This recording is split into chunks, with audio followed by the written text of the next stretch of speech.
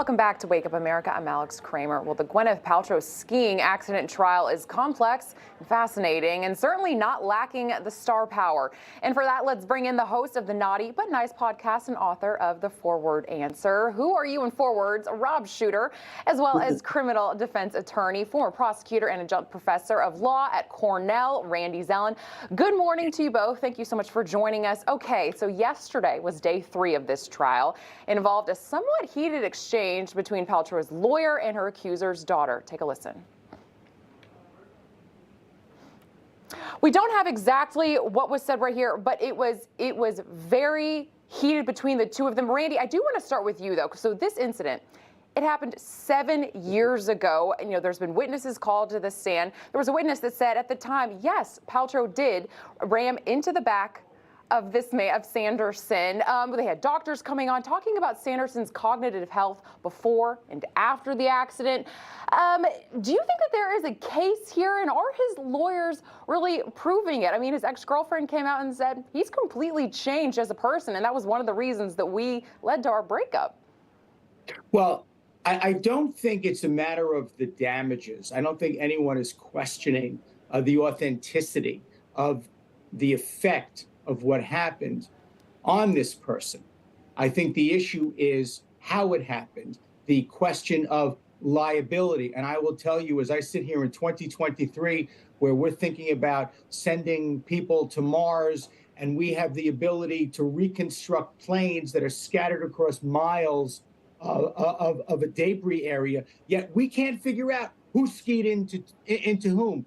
And then you have the rules of the skiing road. So I think what we're seeing here is this is a matter, I think at least, of stardom, of being famous. This is where it actually affects you adversely.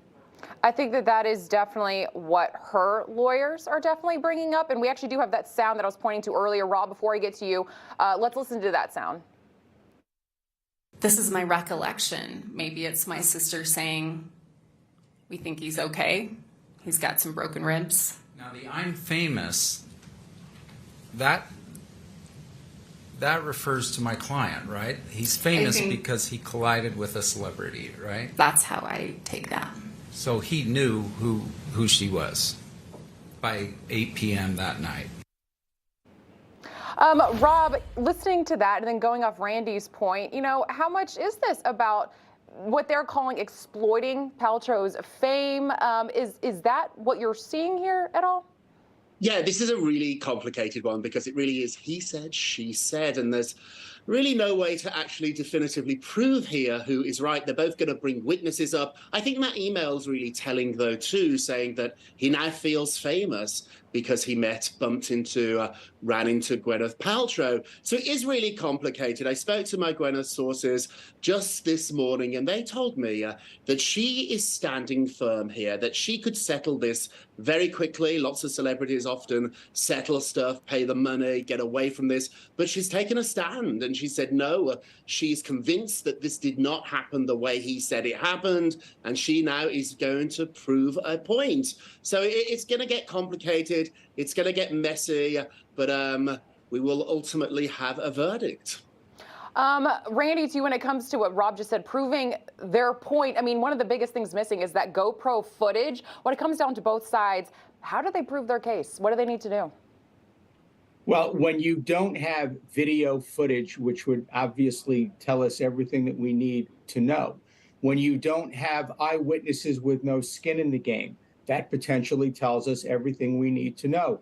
If you can't have a doctor say, based upon the injuries, this is what I believe happened based upon where the hit took place, how he fell, when you really don't have that, yes, all you have is I skied into him, he skied into me, she skied into me. We don't know what, and even with a preponderance of the evidence, which is more likely than not, again, if the jury begins to feel as if she's being exploited, in other words, if I skied into this guy, we wouldn't be in a courtroom.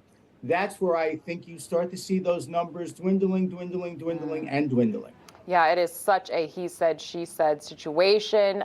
Rob Shooter, Randy Zelin, thank you both so much for joining us this morning. Really appreciate it.